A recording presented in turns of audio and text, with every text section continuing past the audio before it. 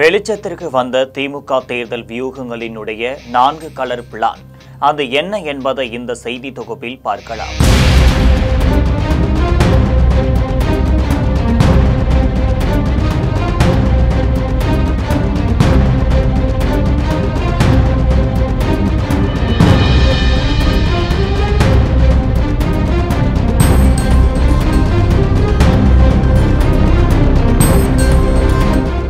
வருகின்ற 2026ஆம் ஆண்டு சட்டமன்ற தேர்தலை திமுக எப்படி எதிர்கொள்ளப் போகிறது என்பது பற்றிய திரைமறைவு தகவல் இப்பொழுது வெளிச்சத்திற்கு வந்திருக்கின்றனர்.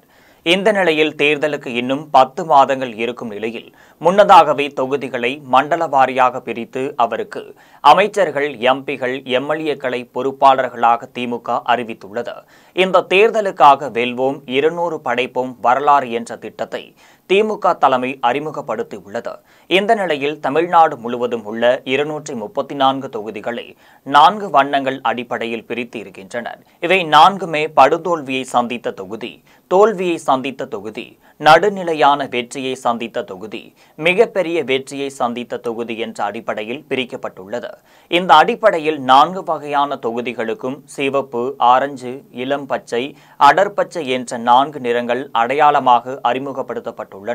அந்த வகையில் வெற்றி வாய்ப்பு இழந்த தொகுதிகள், உட்கட்சி பிரச்சனைகள், எதிர்க்கட்சிகளின் பலம் ஆகியவற்றை அடிப்படையாக கொண்டு மிக மோசமான தொகுதி என சிவப்பு நிறம் அடையாளப்படுத்தப்பட்டுள்ளது.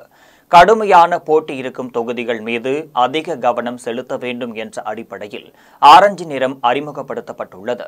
வெற்றி பெறுவதற்கான வாய்ப்புகள் உள்ளனர் என்பதை அடிப்படையாக கொண்டு தொகுதிகள் இளம் பச்சை நிறத்திலும், நிச்சயமாக வெற்றி பெறும் தொகுதிகள் அடர்பச்சை நிறத்திலும் அடையாளப்படுத்தப்பட்டுள்ளன. விரைவிலேயே இந்த அடிப்படையில் எந்தெந்த தொகுதிகளில் எந்த நிலைமையில் இருக்கின்றனர் என்பது அறிவிக்கப்படும். திமுக தலைவரும் முதலமைச்சருமான மு.க. ஸ்டாலின் தற்போது நிர்வாகிகளுடன் இது தொடர்பாக தான் ஆலோசனை நடத்தி வருகிறார். தொகுதி நிர்வாகிகள் ஒவ்வொருவரையும் அழைத்து 5 முதல் 7 நிமிடங்கள் வரை பேசி வரக்கூடிய நிலையில் அவர்களிடம் மாவட்ட செயலாளர்கள் மற்றும் சட்டமன்ற உறுப்பினர்களின் செயல்பாடுகள் தொடர்பாகவும் கேட்டு வருகிறார்.